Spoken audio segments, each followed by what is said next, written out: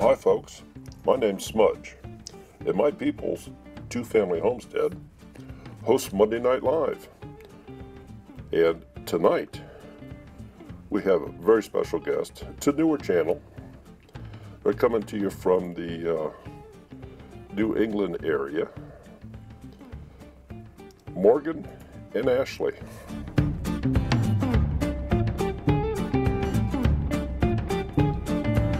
So Morgan, tell us a little bit about yourself.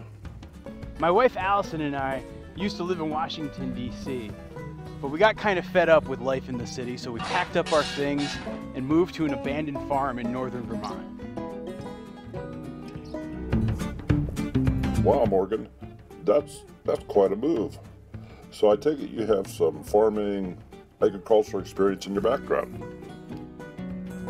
To put it bluntly, I'm somewhat of a wannabe farmer. I'm a guy who has zero agricultural experience, yet I have boatloads of passion. So you're learning as you go. Very interesting. I'm sure that you've been to the YouTube college. We've got a 600-tree permaculture orchard, we have a giant decaying barn, and we just started raising 40 khaki Campbell ducks. Little duckling. First real livestock on Goldshaw Farm. So ducks are your gateway animal. Well, now that's something different. So tell us what your videos are about. We make videos about our attempt to build a sustainable farm business and lead the good life here in Vermont. Cheers. Cheers. We post videos on our channel every Monday and Thursday, and sometimes we'll scatter some bonus content in between. So Morgan, is there anything else you'd like to tell the folks out there? Now I know you haven't subscribed yet, but why not try it out? Join us as we go on this journey to create an honest-to-goodness farm.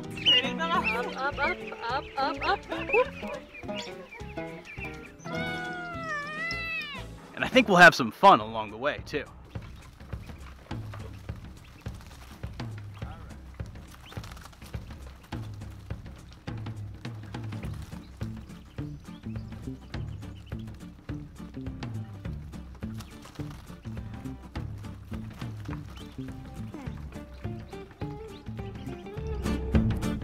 Well, folks, there you have it. We will see you this evening.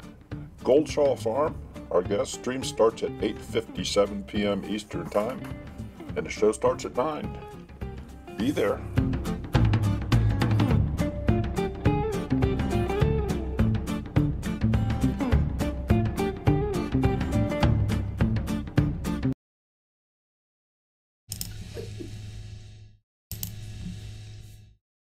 Evening.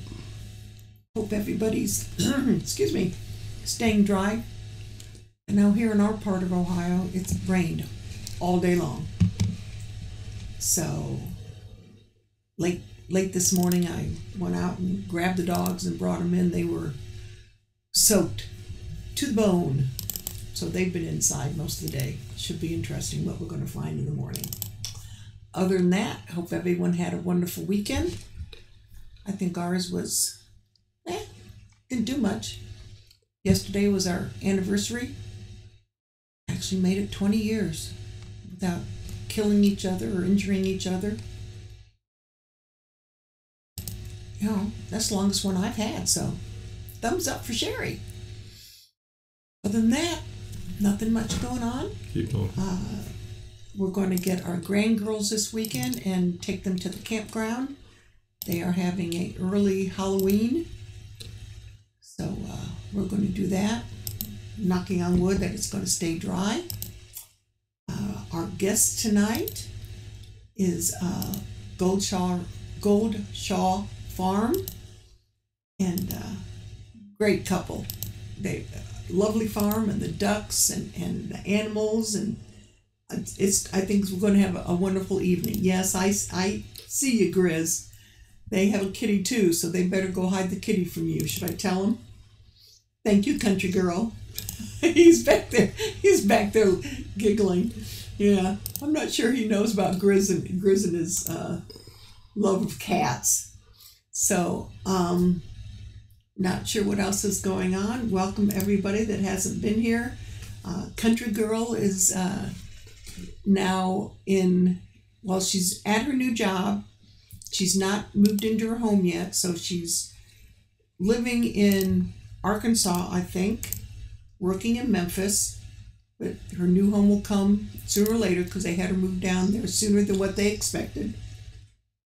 And, Grizz is hungry. Okay, I won't tell anybody. I don't know if we're ready or not. No. We're not ready yet, so I still have to keep on talking. Yeah, you have to keep on talking. Anybody know what I can talk about?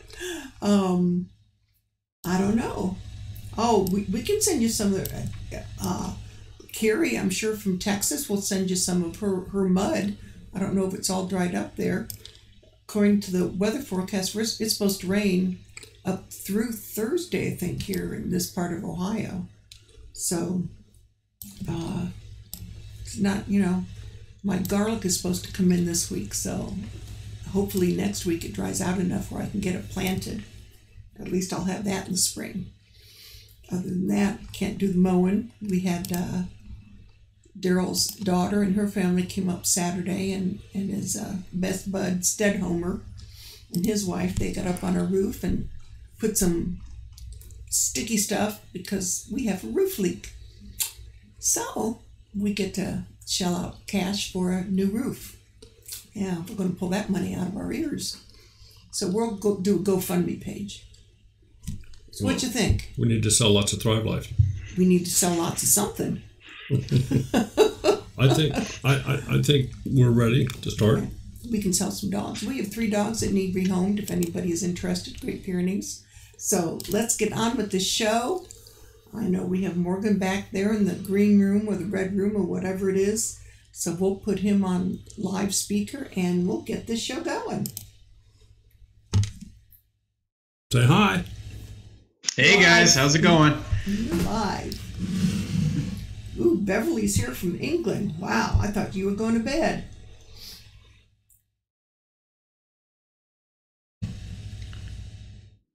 Oh goodness, yeah, that rain is everywhere. Morgan, did you get any rain where you are today? No, we were dry today, but tomorrow it's looking like we're gonna have some rain. So it's just getting chilly up here. It was like, I think it was about 32, 33 when I got up this morning. So it's definitely feeling like fall. Yeah, we went from summer one day last week where you could have wore a tank top, and Saturday I got up and I put on shorts and a t-shirt and went outside. It's like, I don't think so. I came inside after an hour and put on a sweatshirt. My good Lord. It's Mother Nature's definitely going through menopause. Something like that. It's always my favorite time of the year, just because it's just at that point where it's not too cold, but it's brisk, and so yeah, you don't have, because I'm working outside, and it's nice that way. You don't have to deal with the snow and the ice. Yeah, but it's still not. It's still we get plenty of that here. We'll probably by next month we'll have our first snow. Oh, I'm not even looking forward to that. Good Lord. Oh, are you singing to me, Stephen? Is that what that is? Oh, Sherry, oh, Sherry. I hated that song when it came out. I'll just let you know that. My sister played it over and over. Yeah, Grizz, I realize you hate it when it rains cats and dogs and you step outside down a poodle. Jeez. Comedian in every group. Any questions, put them in all caps. And if we don't catch them, one of our wonderful mods will. Country Girl is without her mouse. Guess the dog was playing with it and probably stuck it under the bed. So she may not get all the links as she does usually, because she's quick on the draw there. So we'll back up and let Stephen do it tonight. And he's our newest mod. In fact, if anybody's interested in going to the HOA in 2 weeks, Homesteaders of America Conference, Stephen has an extra ticket. The only caveat is you have to be able to pick him up in New Hampshire and drive. But hey, you get a free ticket. Daryl is right over here. I'm here, but right now I'm busy. Teresa asked where Daryl was. I'm here. So I pointed. You're right over there. I'm here. Believe it or not, I'm here. Okay. So, oh, Oh, okay, Stephen. Now you have a plane ticket. Okay. So if anybody, do you want to do? If anybody wants to, they can just meet you at the gate there at the HOA if they want to get in. You know, however you want to do it. If you don't want to share it, that's no problem. So let's get those questions from Morgan. Let's stump him a few times, see what we can do, and get his knowledge of his farm and animals and all that wonderful stuff that he does. So questions in all caps. Don't forget the trees. The trees. Oh yes. Oh yeah. Wildflower, that would be great for you to go next year. Now the next one is the Deep South Homestead Gathering. That's March 9th in Wiggins, Mississippi. Christy Dennis is asking, how did you find your place? So it was a lot of searching on the internet. We basically were looking for a property that was more than 100 acres somewhere in the state of Vermont. And so, you know, we were using Zillow, Realtor.com, Trulia. And ultimately, when we found it, it was actually already in contract, and it wasn't until it fell out of contract and we were able to come in and buy it. So it was quite the process, but a lot of research. We probably looked at 50 other properties before we landed here. It was just meant to be when that happens. Exactly. Yeah. Well, Morgan, how much property do you have? We are about 158 acres. It's probably about 45-ish or so of pasture. The rest is a bunch of different tree stand. We've got a cedar swamp of about 10 acres. We've got some mixed hardwoods. We've got a softwood forest too. It's a good mix of stuff. Wow. But that's a job to mow. Yeah, that's what you get. I usually get around to it about 2 or 3 times a year. I was going to say, that's where you get animals to graze. Last year we had some friends who had cows and sheep. They were grazing. Yeah. This year they actually got out of farming, and so I've been having to just basically brush hog it and just try to keep it from getting too weedy. And Mary Smith is asking, what animal will you add next? So, you know, we've been debating this as we're getting into 2019 planning, and I think we're going to end up going with geese. Because I feel like we've learned a lot of good stuff by raising the ducks, and geese have some similarities, but the nice thing about geese is that they actually will graze. And so I want to try to build out a system where I can do intensive grazing of the geese in tiny little paddocks that I move every day. So I think that that's the most likely candidate. The other thing that we've been talking about is maybe pigs, but that I don't know. We're trying to decide right now. And Beverly James, and Beverly is in the UK. If you don't know her, she is one of our. I love her. She's asking, what are your goals for the farm? So the plan is I'm trying to make the farm sustainable from a financial perspective, sustainable from having economic practices environmental practices that are good for the land, and then also sustainable where I'm not just burning myself out. I feel like I've seen too many farms that are out of balance on like one of those 3 dimensions. So our goal is to really have a good, steady, profitable enterprise that is good for the land, but also not driving us crazy. I'm not sure if it's possible, but we're going to try. And Carrie is in Texas. Asking, hey, Carrie. Why did you want so many acres? So the long-term goal I have is I want to do grass-fed beef. But, you know, right now it was just a matter of we don't have the infrastructure for it, particularly with the condition our barn's in, as well as sort of some of our watering systems right now. It would be something that would be relatively straightforward and easy to do in the summer months, but in the winter, it would be a debacle. So we've shied away from getting cows just yet, but long term, I do want to have that be a part of the farm. Cool. Pat Skelton is asking, how far are you from Plainfield, Vermont? She went to school at Goddard? That's Goddard, I think. Yeah, I would say about 20, 25 minutes from it, just about, east on Route 2, basically. But yeah, I drive through Plainfield every time I go to Montpelier. So yeah, not too far. And Wildflower Valley Farm is asking, what breed of cows do you want? I'm not sure. We want to do it for beef. And so probably the answer will be whatever I can get relatively cheaply that has good grass grazing genetics. From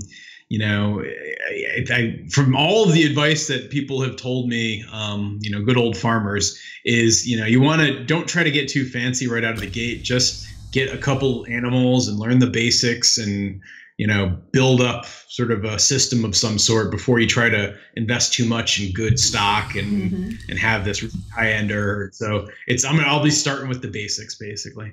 Cool. So are you also going to put some of your property into hay and raise other crops, or?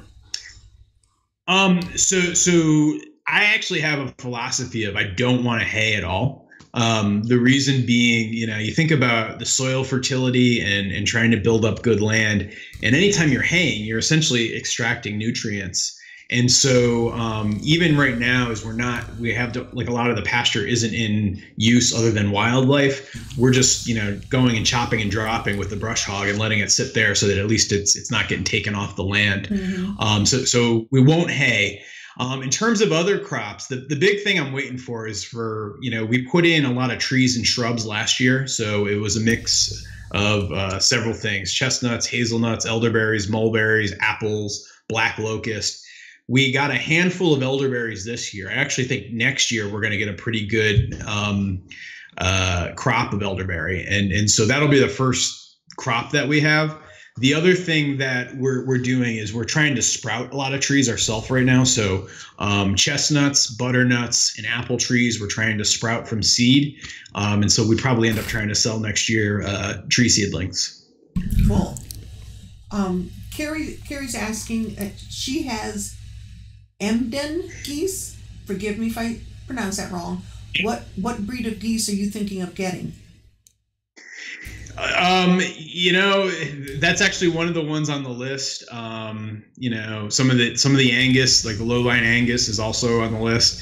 And then, perhaps for the kind of YouTube ability of them all, the Scottish Highlands are just beautiful animals and kind of unique looking and do pretty well in our climate. So that's also on the list. But, like I said earlier, I'm trying to just almost stay open-minded and take whatever opportunity would come from a cow perspective. Morgan, was there a reason you chose Vermont? Yeah, there's a couple reasons. One of them is my wife and I, we both grew up in southern New England. And so we wanted something where we could be pretty close to our families, but maybe not so close that we had the drop-in situation. So our place checks that box. On top of that, just the physical landscape and the beauty here, it's really kind of unique with the Green Mountains and the real agricultural mindset of a lot of the smaller towns in our area, especially in the Northeast Kingdom. That's what drove it. We were living in Washington, D.C. before we moved up to the farm. And, we spent a lot of time in rural Virginia thinking about, hey, could we ever live down here? And it's one of those things that for us culturally, it didn't quite feel like a fit being native New Englanders. D.C. was like the furthest south I ever lived. And I just felt like, kind of getting up more north, having a true winter, that was some stuff that fit for us. Amazing. Yeah. Brown Coat Homestead. Stephen is asking, how is your friend's maple syrup doing this year? The one that you did a video with. Oh yeah, Alfred. So so I have this friend. He is, as I describe him, half wizard and half mason, and he's built the most impressive maple syrup evaporator. I made a video on it earlier this year, and it can cook down so quickly, high volumes. It's made of all brick. It's like highly efficient in terms of the wood usage. But to answer, Stephen, answer your question, He is doing well. I think he's ready to go. For us, the maple syrup season really is like, usually maybe late February, early March through sometime in early to mid-April. And so, right now it's just kind of sitting tight. What we've been doing, and I was actually just pressing apples with him last weekend, is a lot of apple cider time. We have a ton of wild apple trees up here. So we partake in an activity known as scrumping, which is the act of stealing fruits or vegetables from someone's property. But really, it's just all the roadside wild apples. We'll just drive around and kind of fill up some buckets. And then we have a friend with an apple cider press, and we press it and then try to jar it. Cool. So do you have a off the farm job that you work at, or? I do. So I left the job I was working before when I left DC, and I found something actually here in Vermont in Montpelier. So it's good job, good company, pays the bills. It was one of those things that for my wife and I, as we were trying to plan stuff out, we wanted to do this in steps. We had originally bought the farm and hadn't even planned to move up here full time for about another 10 years, but we just love the lifestyle up here. So we tried to accelerate that. And that meant switching my job to somewhere up here. My wife, she's actually in school right now too. And so, that's another factor. So we wanted to have at least one of us working while she was doing that. Can you share with us how big your house is? It looked pretty impressive. It's got some size to it, especially for a couple, 2 people, no kids. It was a former boarding house. It's like, I don't know, maybe 5 or 6 bedrooms. We've been working on it. It was in some pretty rough shape when we got it. Some of the stuff was in good shape, but like structurally had all these issues of, it's a 2.5-story house that was originally built as 1.5 stories in 1835, but they made it 2.5 in like 1900 or so, 1920. And when they did that, they never did a lot of the stabilizing and foundation work. And so we had to do a lot of that after we bought the house a couple of years ago. It certainly looks nice from what I've seen on your videos. Thank you. The house is really in good shape. It's very livable now. Our attention is right now on trying to figure out what to do with the barn, because that's just massive and starting to fall apart. Yeah, we've seen some of those, and we know some people that have that same issue. Mm-hmm. They're up in Wisconsin. Yeah, a lot of people know them. Yeah, a lot of people have heard of them. That big family. That big family. Lives up in Wisconsin. Yeah, they have an issue with their barn. Yeah.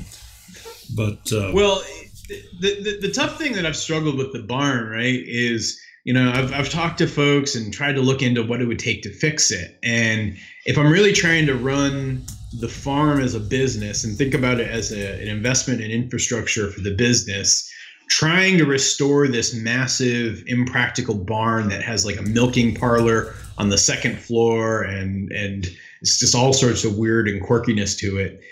It just doesn't make good business sense. So I'm trying to reconcile how to save it, but at the same time not, hamper the business and kind of growth and investment in the business itself. Well, that sounds like a pretty tall order. And that's what Wildflower Valley Farm is asking. Would it be best to level the barn and rebuild? I have looked at that, and that is one of the options on the table. One of the things people often throw out is, hey, can you get people to just take it apart and buy the barn wood? And unfortunately, because of where we are is rather remote and the size of the barn would require weeks and weeks of labor, I haven't been able to find anybody who'd be interested in taking it on to just disassemble. Knocking it down and doing a big bonfire is one idea, but even that would cost a fair amount of money because it's so big. And plus it would kill me to do that because this barn, I posted a couple of videos of tours of it. It's just so beautiful. And, it would kill me to knock that thing down. But, sometimes, you got to do what you got to do sometimes. Yeah, it's the battle of the heart and the dollar, Yeah. Is there any Amish in your area? I don't believe so. I think you'd have to probably go to like upstate New York to find any around here. Definitely some in upstate New York. Yeah, I know there was in upstate New York and of course in Pennsylvania, but I didn't know where. I know around here the Amish will come in and they're just like ants. They're all over it, either fixing it, tearing it down for themselves, or done within a week. Yeah, they're just unreal. Well, if anyone knows of Amish folks in the area, or even who'd be willing to travel, hit me up. Let me know. I would love. That would be a great solution for sure. So, okay. We got any more questions come up? I thought I just saw one, and it just went. Oh, Brown Coat Homestead's asking, how is Lil doing? Is she enjoying her freedom? She is. For those of you guys who don't know, we have 2 barn cats. One's Pablo barn cat, the other's Lil barn cat. They live in this barn that I was referring to, and they don't come in the house because I'm actually super allergic to cats. So they're purely outdoor cats. And Lil, who was the kitten, she like we'd been training her for months, keeping her in a crate at night so that she wouldn't get eaten by a coyote or something. And now just about 2 weeks ago, we just let her go free. And so she's doing really good, Stephen. She often will sit right on the porch. And so the second you walk outside, she's there to greet you. But yeah, she's loving life, completely unfettered. 180 degrees from average is asking, does the barn have a good roof? Not really. So the roof isn't horrible yet, so we're not getting much rot, but at the same time, there are a couple of panels that need to get replaced. And so one of the expensive repairs that is sort of on the to-do list and would be the first that we would do if we end up going the fix-it route is to replace the roof. And just to give you guys a sense of scale too, it's about 140 feet long and about 55 feet wide, and it's 3 stories. So it's a good size structure. Well, yeah, they Wildflower just said Andy's backyard shop just volunteered to dismantle your barn. Wait, I'm sorry, I didn't hear that. What was that? Andy's backyard and shop just volunteered to dismantle your barn. he heard the term wood. Goldstawfarm@gmail.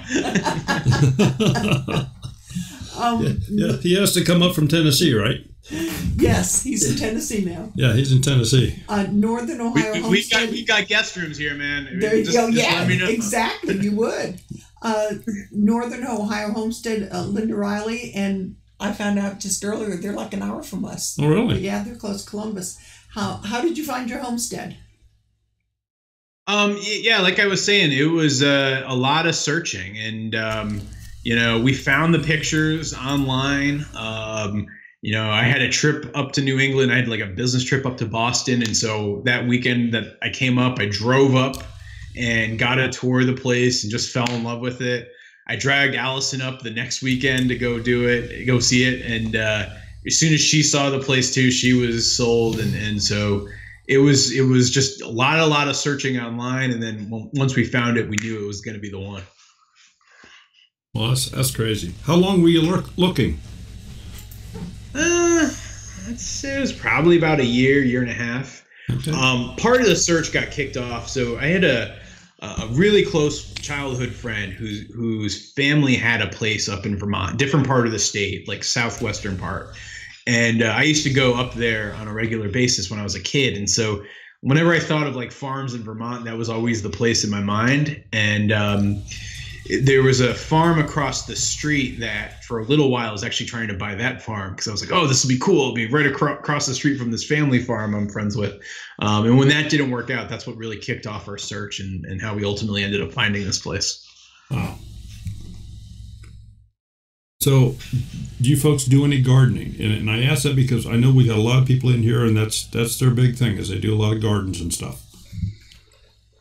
Yeah, we do. I mean, part of how I got started in farming was I was living in Brooklyn, New York at the time, and my wife and I we were growing rooftop tomatoes like in our apartment in Brooklyn, and so that was like our first foray into any sort of growing your own food type of an experience. And then when we moved to DC, we were living in this row house, and so we ripped up the front yard and turned it all into garden beds. We grew stuff on the roof. We had a couple of pots out back too. And so we sort of scaled up from what we were doing in Brooklyn. And then when we moved up here, the focus for me has been so much more on the trees and the ducks. But Allison, my wife, she has kept an amazing kitchen garden this year. I think for the last month and a half, that's all we've been eating from a produce perspective has been, tomatoes, cukes, zucchini, squash, pumpkins, peas, broccoli, kale, radishes, everything. It's just been coming right from the garden. It's about 100 feet by, 30 feet or so, 20 feet plot. And it's just been doing awesome this year. Well, that's pretty good size. Mm-hmm. Yeah, that's definitely pretty good size. So does she can preserve? We've been doing a lot of freezing actually. So we haven't taken the plunge on canning. I don't know. There's something. I think there's just it's a little bit of a learning curve, I guess. But everybody who tells us, oh no, it's easy, so we should probably do more of it. But we froze a lot of stuff, which has worked out good. We had an extra freezer, so it's been great to use that space. Well, I will admit, the first time that we used a pressure canner, I stood behind Daryl and let him do it. Yeah. So he could catch the shrapnel. Yeah. He was still working at the time, so he was insured. So I go, you do it. You put the thing on the top. I'll stand behind you and watch. And I had no problem. Yeah, I was fine after that. Well, but that's the thing about I think homesteading and farming and doing all of this type of stuff is you're constantly sort of doing some stuff that you might be afraid of, pushing some boundaries a little bit.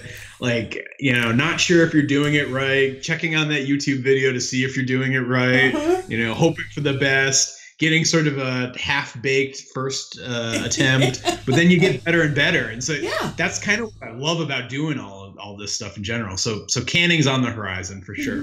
Yeah, let's just like anything else. Yeah. So being relatively new at farming, agriculture, growing, raising animals, your YouTube channel is going to be more of I think I lost you guys. Oop, are you there? Yeah, we're here. Can you hear me? Yep, you cut out in the middle of the question. Sorry. Okay. Being relatively new at farming, growing things, what have you, the agricultural standpoint, your YouTube channel is obviously based around your farm, but it's not going to be so much of a how-to as like, look at us learn type thing. Is that kind of the gist of it? Yeah, that's exactly the idea behind the YouTube channel. It was meant to sort of capture the progression that we're on. I think a lot of other people are kind of in a place that we're coming from where they want to lead a life where they're more connected to their food. They want to have sort of a more self-sufficient mindset. They want to be able to try all these projects. And so, kind of, I think to be a person just showing us how we're learning kind of on the fly was the intention of everything that we've been doing, that and trying to build a brand for the farm itself so that when we actually have agricultural product to sell, there's at least something behind what we're selling beyond just the product itself. Well, Morgan, I know you and I talked a little bit, so I'm gonna share a couple things here. I know not everybody in the chat here haven't had an opportunity to go look at your channel yet. I'm sure many of them will, and I'm sure that a few of these folks are going to sign up underneath you, because not only do you put out some interesting content, your editing skills are very, very good. He puts together some quality videos, so he's got a background around video, filming, editing. You want to share with the folks a little bit about your background in that area? Yeah, sure. So I didn't go to a normal college. I decided that it'd be a great idea to pay a college to teach me how to do art. And so I went to art school and studied animation in college. And so I was always a kid who was drawing and doing that stuff growing up. And when I got out of college, the only sort of practical job I could get was in video production. And so, I started off doing like corporate videos or local TV commercials or doing some stuff for a couple different local TV stations. And so that was always my original background, was in video production and video editing. And so, what I love about making the YouTube stuff is it's like I get to make these little mini films about different topics or different personal experiences and put them out. And there was a long time where I didn't make any sort of videos whatsoever. And now that I've been doing it very regularly and we're putting out 2 videos a week, it's cool because it's sort of this different part of your brain that you get to activate as well. And so I've enjoyed that. And it's put my background and my skills to use in trying to make these things. Would you share with the folks what gear you use, what cameras and editing equipment and so forth? Yeah, sure. So as far as cameras go, I have a Sony RX100 Mark V, I believe it's called. So it's like this tiny little point and shoot camera. It's got a flip up screen. It does really good quality video. I tweak some of the settings to make sure that the lighting and kind of visual looks good. And that's pretty much it that I use for camera. I also have this like GoPro that I'll use too, like when I'm trying to use like a second camera for some stuff. So that's the main stuff. And then I also, though, I think this is like the most important thing for anybody making YouTube videos. I record my audio on a separate digital audio recorder, and then I sync that up when I'm editing. I find that the sound quality is so much better, and it makes the whole production feel better just by having good sound. Like I can't oversell how important the sound is, and so it's like a cheap digital, and I think it's like a Panasonic digital audio recorder that I can plug like a little microphone into, and it makes all the difference in the world. Okay, and I fully understand everything you said there. Can you, or would you also share with the people, because that's a big hurdle for a lot of folks to overcome. How do I sync up this voice so it doesn't look like I'm just talking away and my voice is catching up with me or way ahead of me? Like a Japanese movie. So how do you do that? Because you've taken 2 different formats here and you're molding them together. So you want me to show you the trick? And it's so easy, I can show it to you right now. Well, absolutely. Okay, here it goes. 1, 2, 3. So before I shoot every take, what I do is I clap my hands. And so that way, when I'm editing, it's actually really easy to sync up the clips. You can just look at the waveform and you can see it spike up right at the point where you clap. And you can just match it to the frame where your hands are first touching. And then the entire rest of the take is completely in sync. And it takes you about 15 seconds to do it. It's just that. But you have to remember to clap. It's like, you think about like whenever you see people like using that little clapboard when they're making movies, it's the same principle.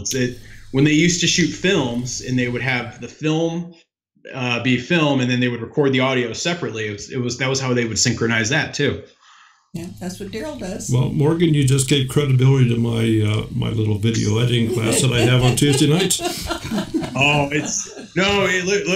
It's a great piece of advice. It's like one of the most basic things, and it goes back, I don't know, probably about 80 years in Hollywood or 90 years in Hollywood, whenever they had the first talking pictures. But yeah, clapping, it's easy, it's low tech, and it's the best way to sync up, and then you can get that good, real, rich audio sound. Cool. Well, I have a question here that Sherry, 7D Farms, our resident baker, an awesome baker, I may add. Tea cakes in March now, Sherry, just remember. What kind of ducks do you have, and are you planning on processing them? Will you use the wax method? So we have khaki. So most of the ducks we have are khaki Campbell. So we have 29 khaki Campbell ducks right now. I just had a neighbor who had 2 Pekin ducks that he didn't want anymore, and so he just gave them to us. So we just actually introduced them into the flock this weekend. So now we actually have 31 ducks, but most of the ducks are khaki Campbells because we got them because we want to actually start with an egg laying business. A lot of people around here do a ton of chickens, and you can get like a dozen, backyard chicken eggs for like economics of it are just so much better. And the khaki Campbell breed, for those of you guys who are into ducks know, are just one of the most prolific layers. And so that's why we went with them. But when I bought the ducks, I actually got what's known as the straight sex run. So it's a, even chance of being male or female. And based on my estimate right now, I would say we're about 50-50. And so half of them I'm going to keep probably 2 males over the winter for the next generation, but the rest of them on a cull. And we're going to do it here at home. I think we've set Columbus Day as the go-to date to do it. And when we do that, we're going to probably I'm thinking of scalding and using some dish soap. I've seen people try to do the videos of the wax feather removal, but I don't know. That just seems like a lot more work. I might regret this. I'll let you guys know. Yeah, and if anybody has any advice, I'd love to hear it. But yeah, we were thinking of doing basically set up the killing cone, gut them, or throw them through the plucker, scald them, throw them through the plucker, gut them, clean them, and bag them. That was going to be the method that we were going to use. I've got a couple friends who are going to come help out. But yeah, no, the wax thing just seems very complicated to me. How close are your neighbors where you're at? Obviously, if you have that much property, unless you just have a narrow strip, you're pretty far away, but are you looking a half mile down the road? You got another neighbor, or? Well, no. So this is the thing. So we're in like a little old village in Vermont, and so back in the day, they didn't want to be far away from people because that made life even harder. So if you think of our property as like a letter, our house is like almost where the postage stamp would go. So we have neighbors across the street who are maybe, 150 yards away. And then we have neighbors next door on one side of us who are about, maybe 200 yards away. But then on the other side of the property, it goes about just a little bit over a half a mile before you come to the next neighbors. So it's one of those things where we've got a nice short driveway and we're at one corner of the property. The short driveway comes in handy. I mean, here where we live, we get snow on average about 5 days a week between December and early April. And so to have that short driveway and just have not a ton to plow makes your life so much easier in the winter. Yeah, I imagine your winters are pretty good there. I don't really know the area, but no, we do winter right up here. It's we'll probably get our first snowfall late next month. And then, it sort of starts to pick up speed and by, mid-December, you got a couple inches on the ground and by New Year's, you'll have 2 feet on the ground and that 2 feet will stay pretty much through mid to late April. Really only June, July, and August are the months where we don't have a chance for a frost. Morgan, time is flying here. Let me have you take a break. Oh, wait a minute. Yeah, before you do that, because apparently I missed a question. The question was asked, how is your orchard doing? How is the tree orchard doing? It's overall doing pretty well. The chestnuts, the black locust, the apple are doing amazing. The elderberries are doing really well. Some of the mulberries took, and I have like a couple mulberry trees that are up over like 6.5 feet now. But then most of them actually died over the winter. So I would say we probably only had about a 25 to 30% success rate there. We were at probably about 80% for the apples and the chestnuts, probably 90% for the elderberries and the black locust. So, So it was a good one. We're going to be patching some stuff in and putting some seedlings in later this fall to fill in some of the dead patches. But overall, it was a good year of growth. We had a lot of water. The swales and berms that we have dug did their job, and so it's been really good so far. Okay, Morgan, sit back here and grab a drink or take it easy. Let's get one of these trivia questions out of the way, and we'll just cue that up. Sounds good.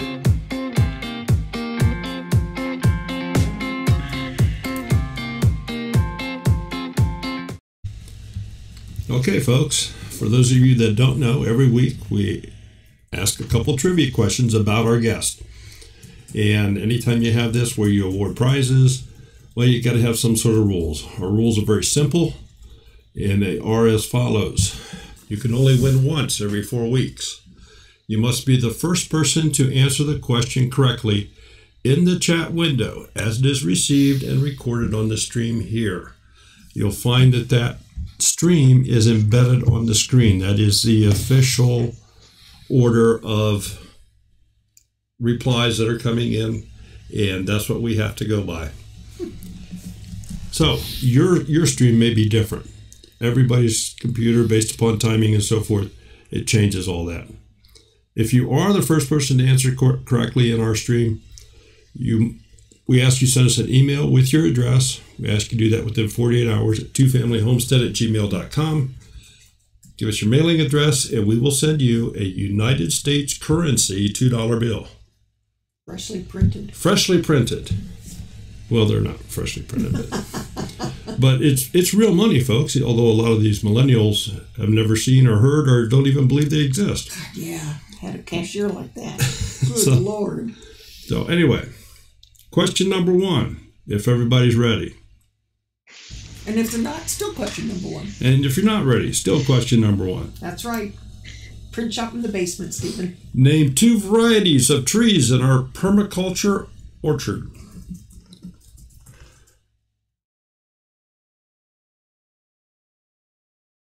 We had to do 2 because it's two-family homestead. Pancake Man is here. Brown coat.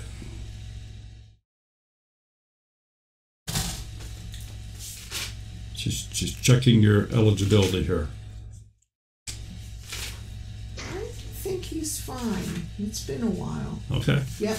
Okay. Stephen's okay. Stephen, you shoot us an email if you would. Just makes it easier that way. And we will ship you out a $2 bill. So we'll go on here. I'll open up the phone line. And then we'll do another one, another 15 minutes or so, and we'll get a second question going here. So, should bring this over. Okay, so if anybody would like to call in, you're welcome to do so. I can only take one call at a time, so if I am on the phone and you call, it'll ring for you, but I will have to refuse the call because I can only do one at a time. So the phone line is open. Any questions for Morgan or anything else, or suggestions, or you want to buy his barn or anything along that line? Feel free. And I've got to admit, this is the part of the show I'm most excited about. I feel like this is roulette, so I'm just ready to go here. Okay, Stephen, come on. You're always first one. So anyway, well, we got a call coming in. Hello, this is Daryl. Who's calling, please?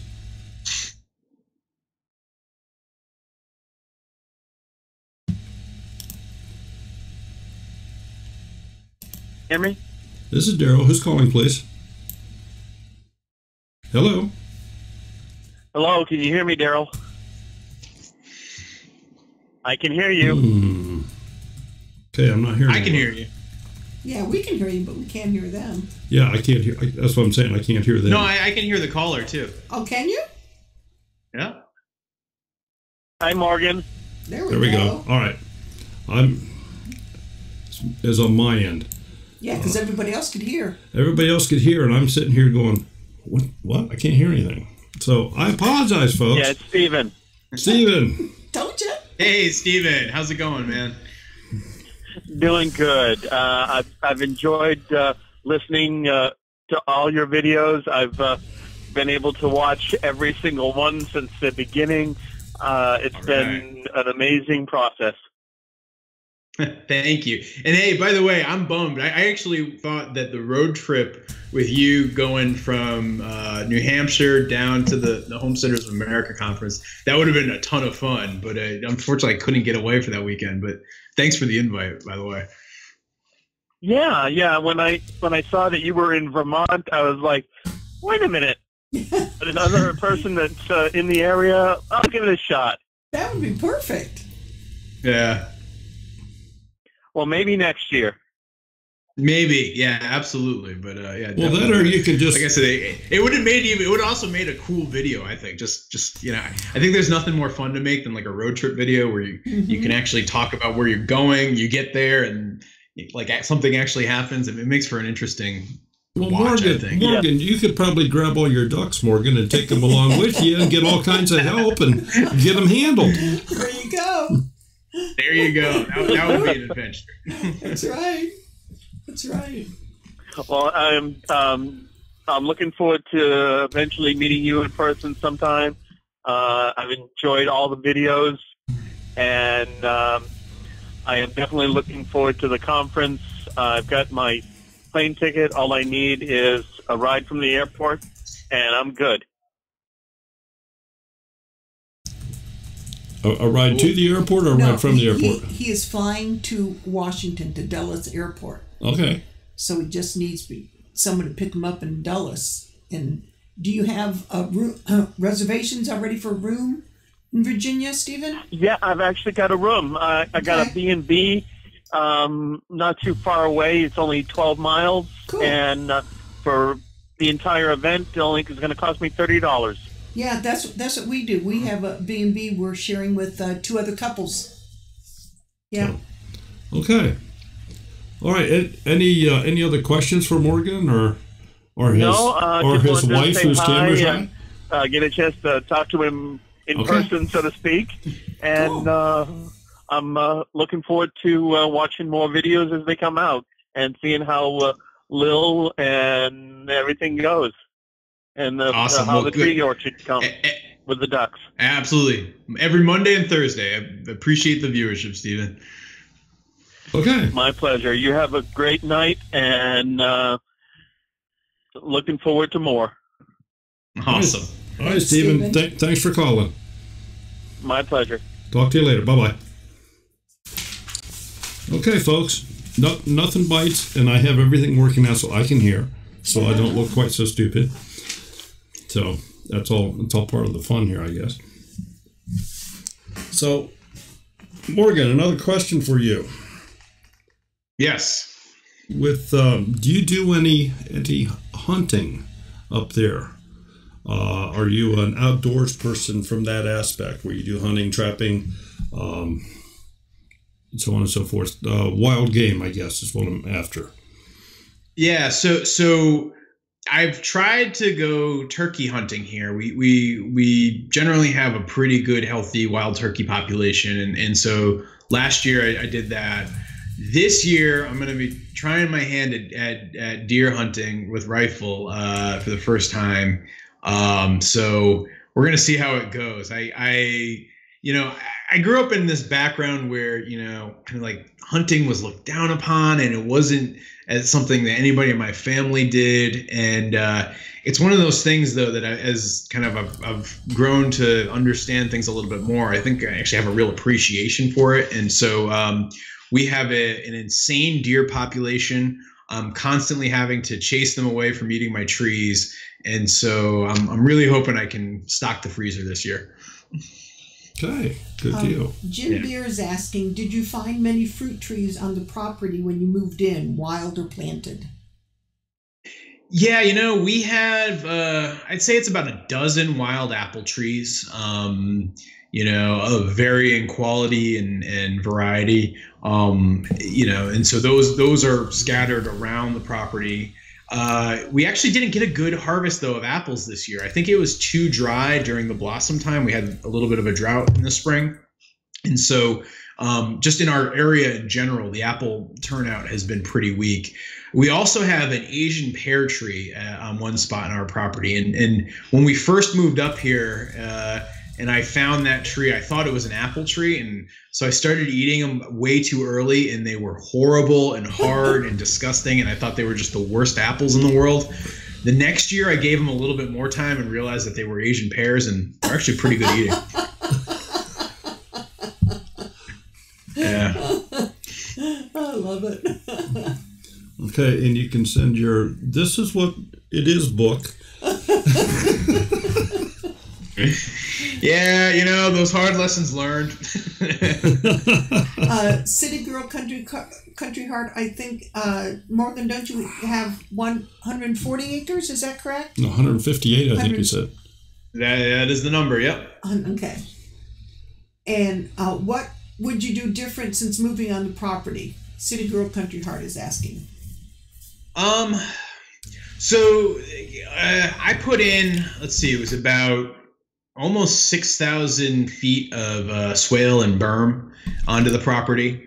It's all the trees for our permaculture orchard are actually planted in the swales and berms. So, you know, I'll have a row of trees on the swale side and a row on the berm side. And they've worked really well in terms of water retention, and the trees that are on the berm side they grow very, very fast, especially relative to the other side. But the problem has been mowing. You know, it's been really hard to control the grasses and control the weeds because of the steepness of the berm. And so if I were to do it differently, I think I would either not do it at all or make the berms a lot less steep. You know, and so it's still a problem that I'm dealing with right now, where I'm you know, getting ready to do my fall mulching of the trees, and I've got grass up there that's like 7 feet tall in some spots. It's nuts, and it's like a little house on the prairie, and I just, you know, I'm trying to figure out a way to mow it, but we don't have a tractor here. I don't have like one of those, I think I call it like a sickle mower.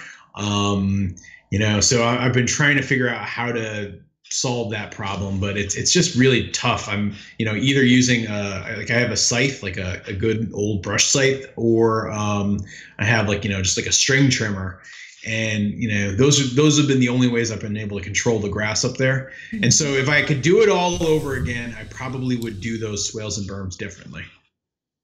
Green Gables Homestead is asking, how long have you been there?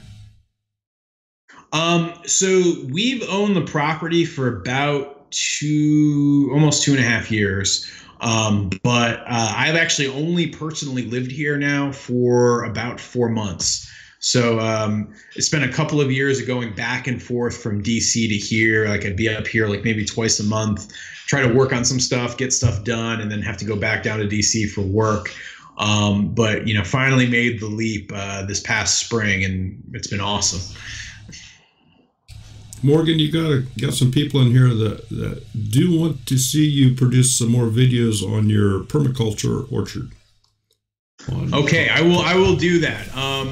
You know, I have my Thursday video locked down, but next Monday for you guys, I will put out another update on the permaculture orchard and give you guys a quick overview of sort of how we're doing up there. It's always good to get that feedback, because, you know, you make these videos and you're not sure quite who's watching and what people want to see more of or less of. And so orchard it is. Well, and that's an interesting thing that I'm sure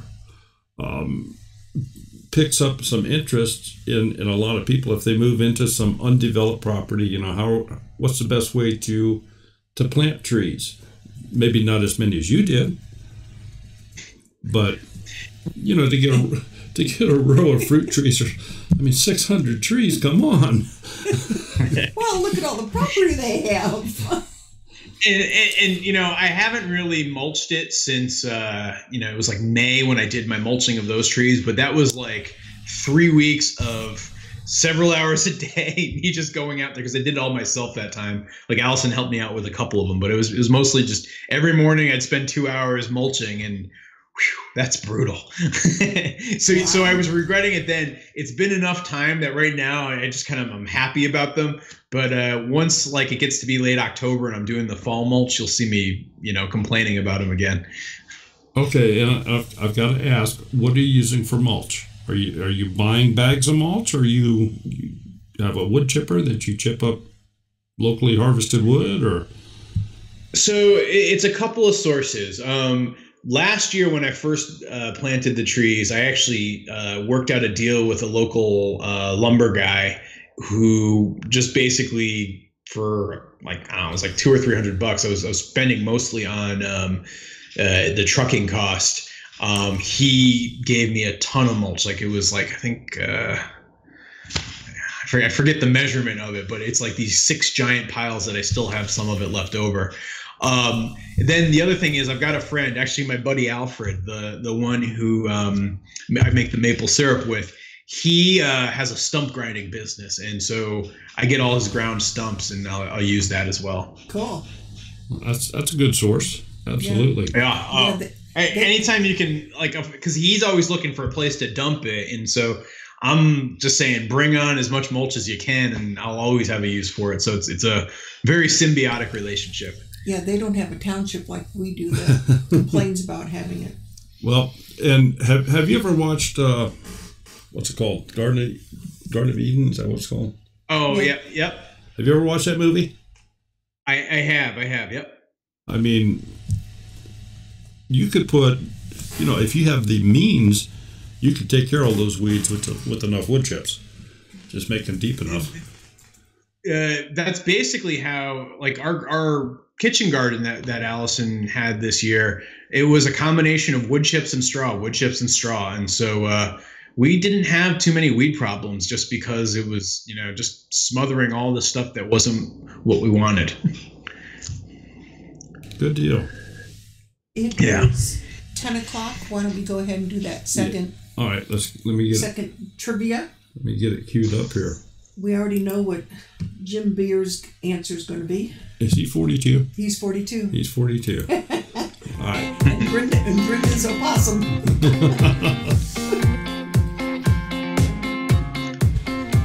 There we go. Pancake Man. Okay, rules haven't changed since the first time, but in case you just jumped in here since that time, simple rules, lots of fun. You can only win once every 4 weeks. Must be the first person to answer the question correctly in the chat window, as is received and recorded on the stream here. You'll find that chat to be embedded in the screen so everybody can see it. That is the official order of the chat. And if you are the winner, we ask you send us an email with your mailing address to do it somewhat promptly within 48 hours to twofamilyhomestead@gmail.com. Include your mailing address, and you will receive by the United States Mail a United States $2 bill, a real one, not a Monopoly money, but real money. Okay. Everybody ready? Yeah, I think they are. Okay. What is the name of our kitten?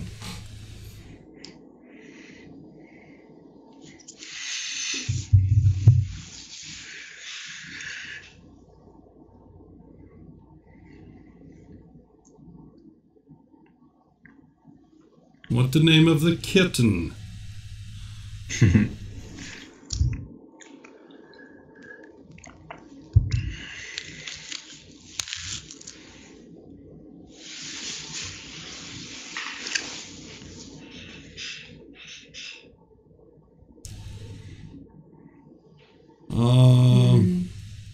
Don't have a full name yet. No, we could put some of these names together and get it, but yeah. It's a very proper name. Grizz, go to your settings and make sure that you have it set for 720, and it should come in just fine.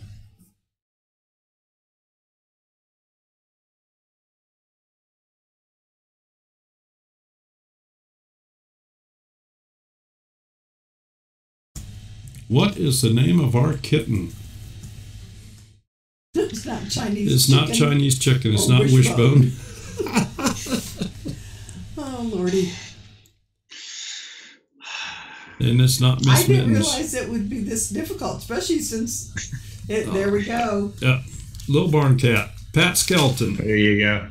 Great job.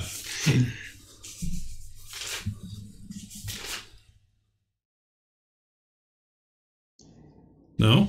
Exactly 4 weeks ago. 2, 3. Yeah, she won on Angela's Practical Modern Homestead. So that was 4 weeks? That was 4 weeks, exactly 4 weeks ago. So This would, yeah. once every 4 weeks. Mm-hmm. Yeah. So it's been 4 weeks. Today, so she's okay. Yeah, today's okay. Congratulations, Pat. Yeah. Yes. Pat Skelton. Pat Skelton. Boy, she's getting a collection now. Made it right under the belt there. Very good. I know we've had a number of players that are building up their coffers by taping holes in their walls with $2 bills and different things. Dawn, did you get your mail before you moved? Because I know you won last week. I was thinking about that. Yellow Submarine. No, Andy.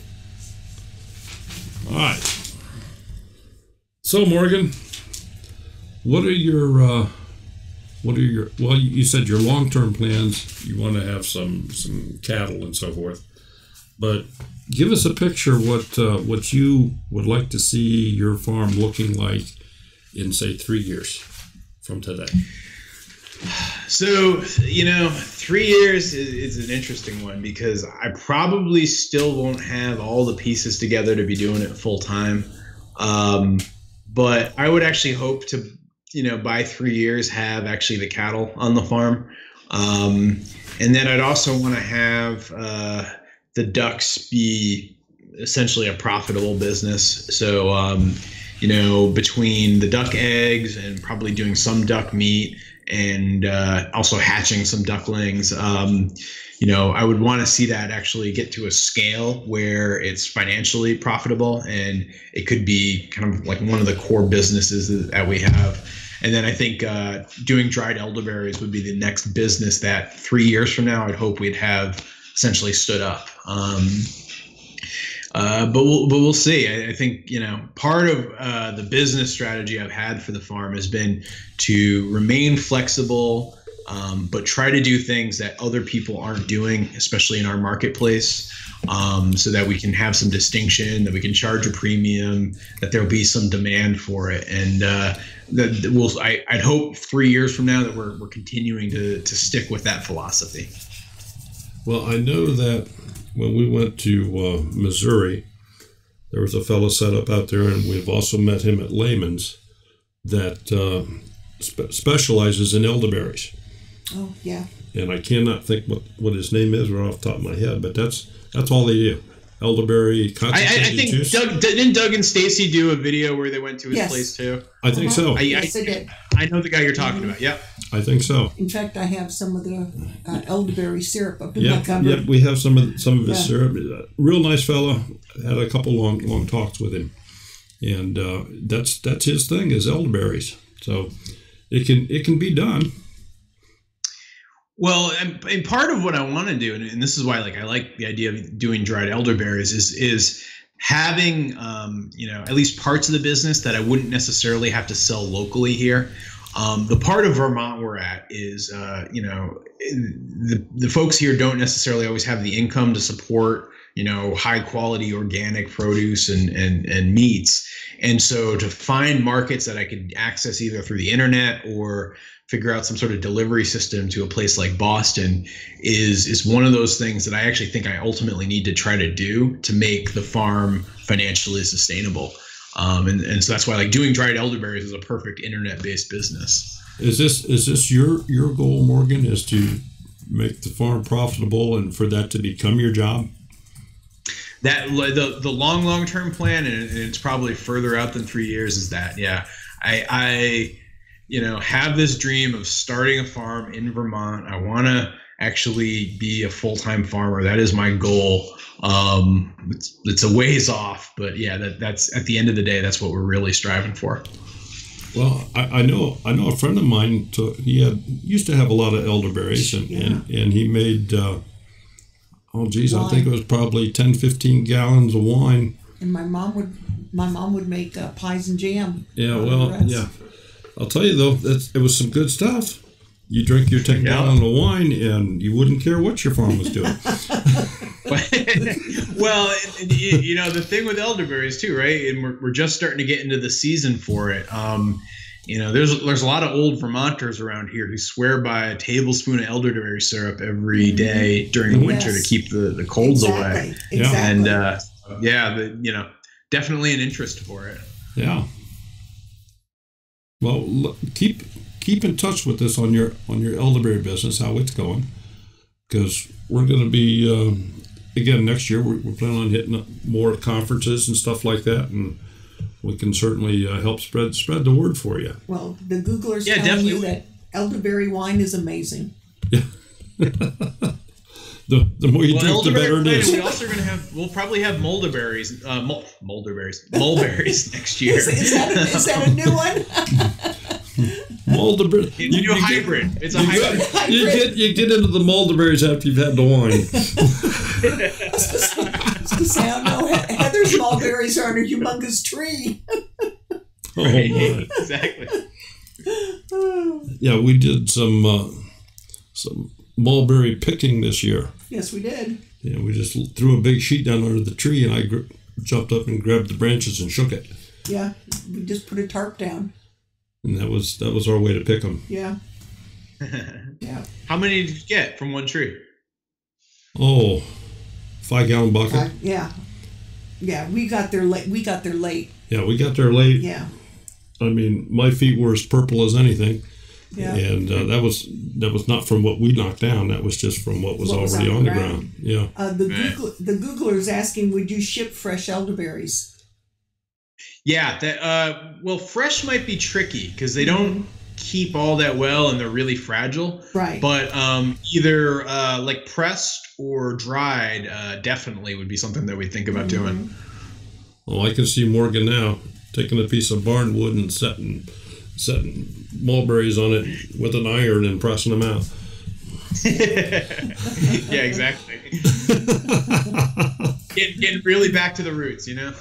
That's right. That would do it. Yeah, I don't know what the rules are, and I'm sure it probably varies in some different areas as far as what you would have to do from a health certificate type thing for selling produce like that out of your area. I don't know what the laws are up there. I know here they have what they call cottage laws, where you can produce a certain amount of things, and you just have to have your name and address on it and where it was made and so forth. But other things, you have to have commercial kitchens and inspections and all that. Yeah, no, I think here in Vermont, to sell any sort of produce that's a secondary product. So if I was just selling the elderberries, like a lot of the cottage laws would apply. But if I'm selling like dried elderberries or an elderberry syrup, I think we would need to have a commercial kitchen facility on farm or that we're processing it at in order to sell it.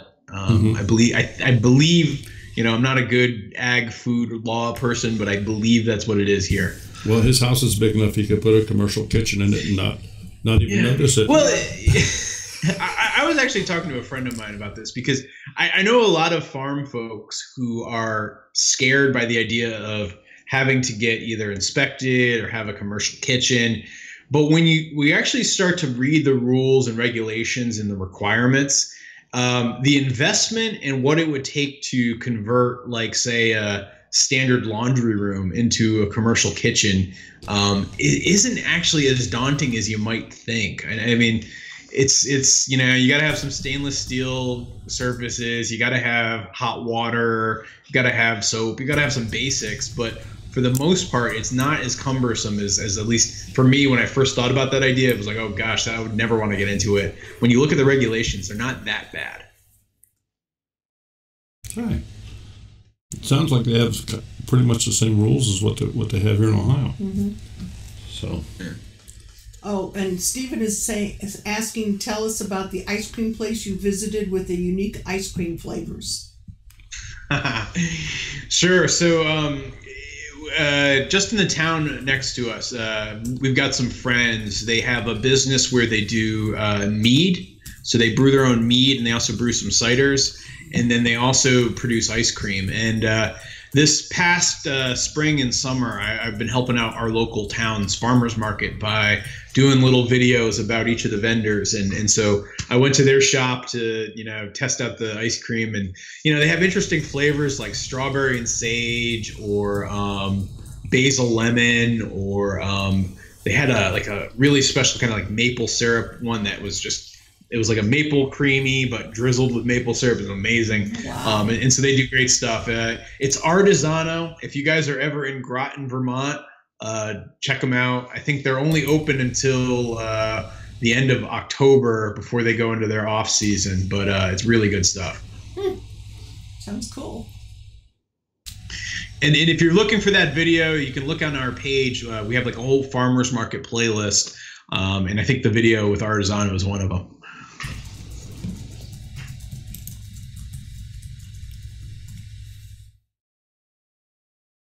Okay. Pink lemonade blueberry plants? Mm-hmm. I have some. I have one. Okay. But that's a real thing? Yeah. I think that one I got out there in Shiloh at the Amish greenhouse. But I think the blueberry patch up here sells them. Yeah, Bronco says he remembers one of the flavors was ranch with potato chips. Oh, there yes, we go. That is true. So, do you have plans to do your own maple syrup there on your property, or? So one of the weird quirks about our place is we have all of the flooring in our house, and actually a lot of even some of the wood, once you get down to the studs, is maple. But as a result of that, that means that most of the maple trees were cut down. So as far as mature maples go, we only probably have, I don't know, about 4 or 5 close to the house. Back in the forest, there's some, but they're so hard to access that it's just not worth tapping.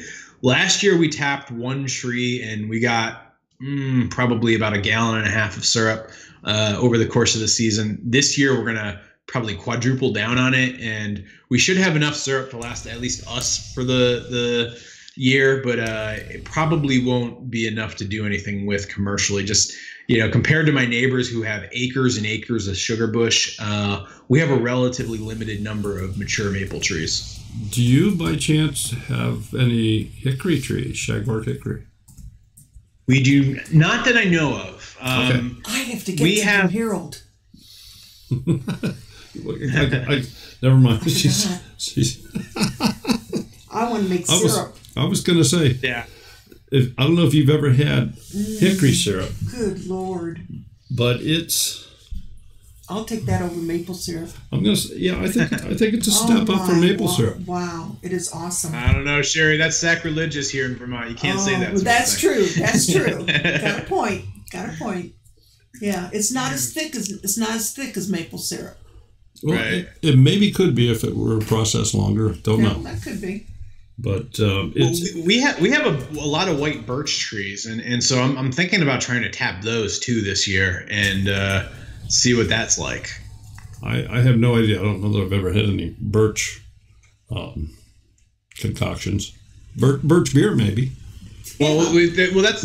I mean, I don't know if modern birch beer is from it, but like olden days, birch beer was, I think, just birch syrup and carbonation. Yeah, and probably. Water. Yeah. More than likely. Okay. Oh, see, Sherry, they have shagbark. 70 Farms. Okay. And I see that Sampson Farm says hickory syrup is amazing. Mm-hmm. Yeah, first time I had any was last year at the Homesteaders of America. Yeah, and 180 degrees from average says birch syrup is a thing. So. Mm-hmm. Yeah. You take the bark and cook it down. Is that what it is? So it's not sap? No. Right. Because I always was all right. No. It comes out of the bark. Off the bark. Yeah. All right. Yeah. Thank you, 180 degrees from average. I would have probably done something really stupid this spring. Yeah. Country Girl can testify, and I can testify. Susan Sullivan makes it, and that's where she said I purchased some from her, and like I said, we got some last year at the conference. Oh my gosh, that stuff is amazing. Oh, and you can use the sap. Okay, now she boils the bark. Oh, Daryl just went out and got our jar of something. What did you get? The elderberry? No, I got the hickory syrup. So, okay, I'm going to take over the screen here for just a moment. This is Brenda. There might be, because that's where we got it. Like this jar that Daryl is showing right now, Brenda. We got this at the HOA last year, and I think they're going to be there again this year. Yeah, it's from Falling Bark Farm, original hickory syrup, and it is amazing stuff. It is amazing. It says it's wild crafted. So, actually, I guess I didn't get it over to the screen, did I? I forgot to change it. Here we go. Yeah, Stephen just said you're not on the screen. There you go. See, and I cheated and looked down at my phone to look at it. And, All right, it's on the screen now. There we go. I have too many screens to follow tonight for some reason, but is it visible now, folks? Yeah, we got this at the HOA last year. Yeah, and we'll probably get some more. Stuff like that happens. Yes, it happens when you get old. Oh my. Yeah, Sherry, it is good stuff. I was really surprised. And that brings to mind another question. Morgan, if you don't mind me asking, what is your age bracket? My age bracket? Let's see, I guess it's between 39 and 37. Oh, a youngster.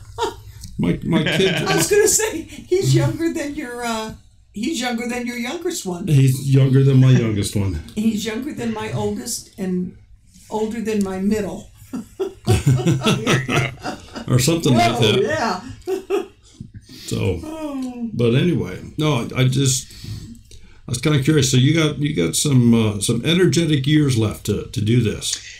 Yeah, that was actually a big part of, we had, like I said, originally planned, this was like going to be our long-term plan. Like, at some point we're going to retire, and we want to retire to a farm.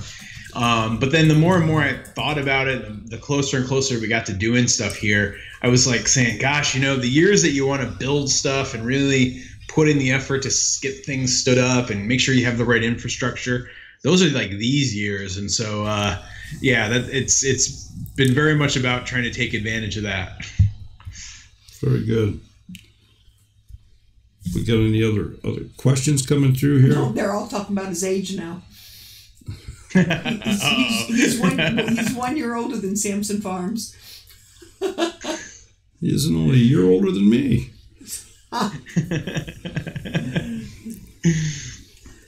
Now we got everybody talking about Brian's age. Going to be 40 next week. Yeah, nice. I know those numbers well. I think I remember them.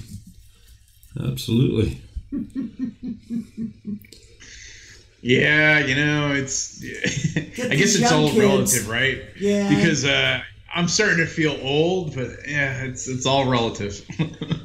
Grizz, I don't think I'm going to tell him that. Yeah, Grizz says. Oh wait, I gotta hear this. What's this? Grizz says my newest pair of underwear are older than he is.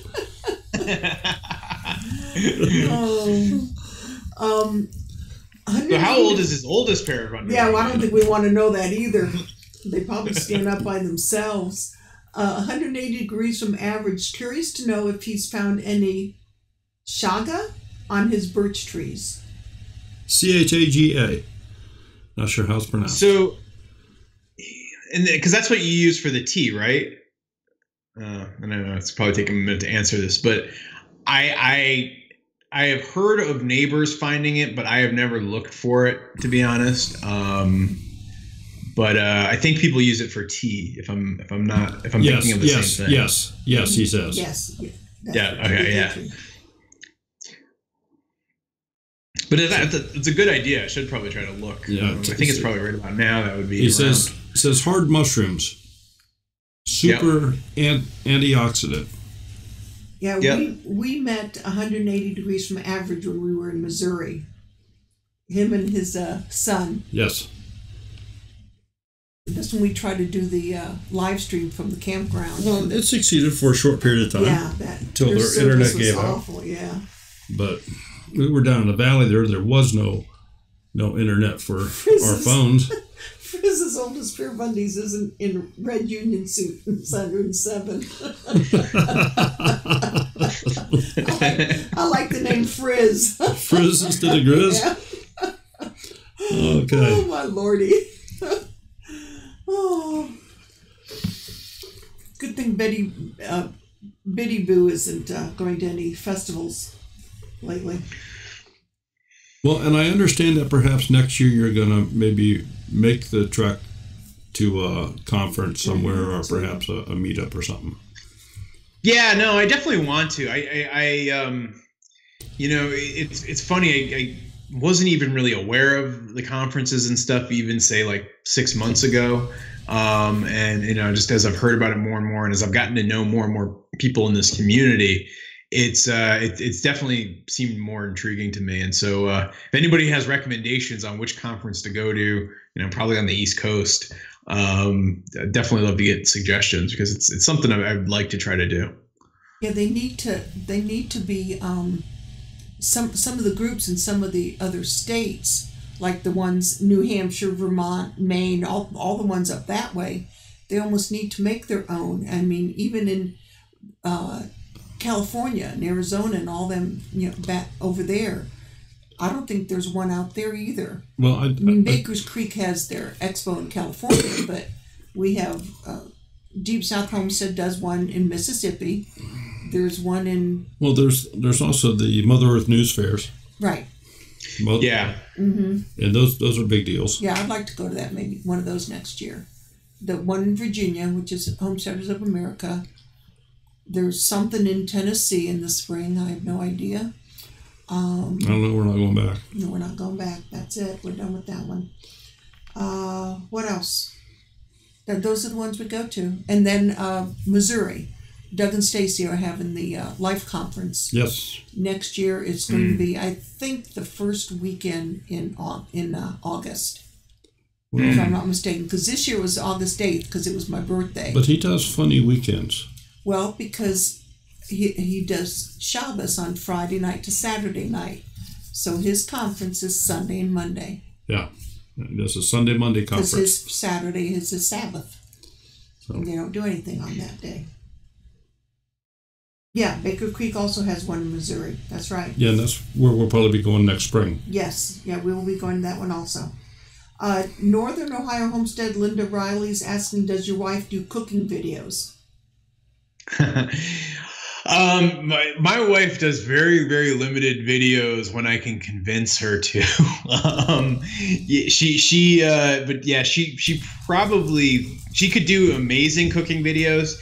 She's actually working to get her license right now to be a nurse practitioner, but she's got a deep background in medicine and stuff, and she would do some great stuff on that front. Some really interesting things related to non-dairy and gluten-free cooking as well. But she's just so camera shy; it'll be tough sell. I did a cooking video the other week for the first time. I made chili as part of a chili, baked bean cook-off challenge. Oh, that's right. I saw a couple of those. Yeah, I saw your baked bean video. Yeah. That was fun. I'd never thought I would ever do a cooking video, but it was a lot of fun to do. Yeah, we've Daryl gets into some of the cooking videos with me. Yeah, she has to have a taster, It's a good job. Somebody's got to do it. You betcha. I'm not afraid of it. I mean, she's made some strange looking things, but I still eat it. Eric! Hey, speaking of Shabbos, yes, someone did say Shabbos. How are you? How's everyone? And are you getting to get the house on Thursday, Friday, or do you have to wait till Monday? Yeah, it's out of Goshen is who she's talking to. Yes, they will be at the conference. Woohoo!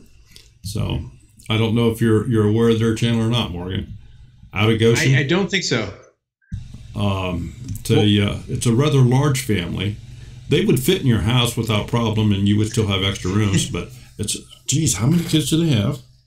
I think they're working on number 7. Working on 7. Is that right? Not right, Eric? Is number 7 due in November? Yeah, it's like 6.5 right now. 6 and 6.5, yeah. But they were originally from Colorado, lived in Florida for a while, sold their home, and they have been living in a camper for going on a year, right? Not quite that long. 9 months? No, I don't think that quite that long.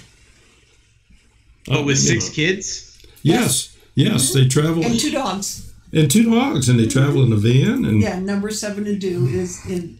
That's right, November 7th, because that's my youngest birthday. That's Sean's birthday. That's right. Yeah, and they have. That's like 30 months in kid years. I mean, wow, that's impressive. And the children range from, I think, the baby just turned 2. Corbin just turned 2, and the oldest just turned 18. Not all that long ago. Naomi just turned 18. Yeah. Yeah, plus 2 dogs. Yeah. And they've been living in a camper that's roughly 30 foot, I'm going to say. Mm-hmm. Yeah. Traveling all over looking for their homestead. Oh, that's right. 180 degrees from average is going to be in Virginia. We'll see you in 2 weeks. All right. We'll see Out of Goshen in 2 weeks. So, yeah, it's and a cat and a friend. You're right. Yeah, Eric, can you tell everybody watches your video and keeps up with what's going on with you? So anyway, Eric, I'm assuming it's Eric behind the keyboard there. You're gonna have to check this guy out. He's got a lot of neat stuff going on, and he's not a how-to channel. He's, hey, here's how I'm screwing up, just like the rest of us, and we're all afraid to do that. So.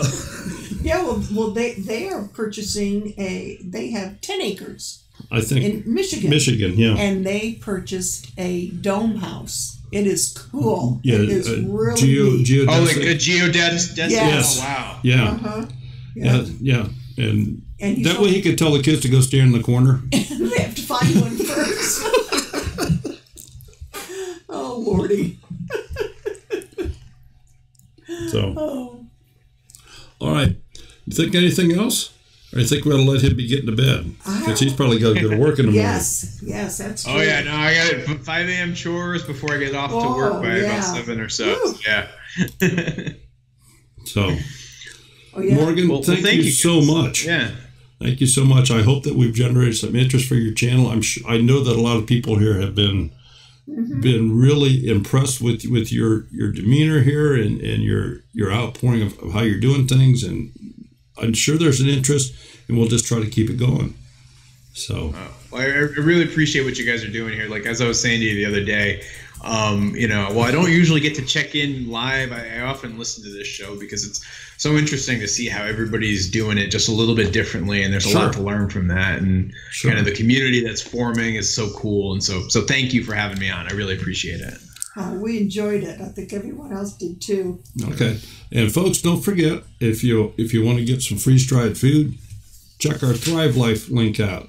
It's great stuff. Bring the prepper out in you, or the camper, either way.